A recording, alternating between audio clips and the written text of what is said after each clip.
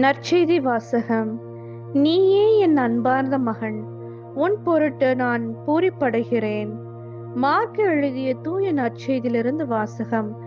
அதிகாரம் 1, இறை வசனங்கள் 7 முதல் 11.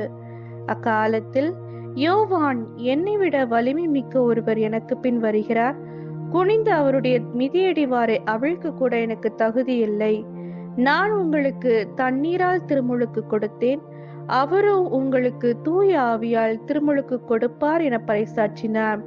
அக்காலத்தில் இயேசு கலிலேயாவில் உள்ள நாசரேத்திலிருந்து வந்து யோர்தான் ஆற்றில் யோவானிடம் திருமுழுக்கு பெற்றார்.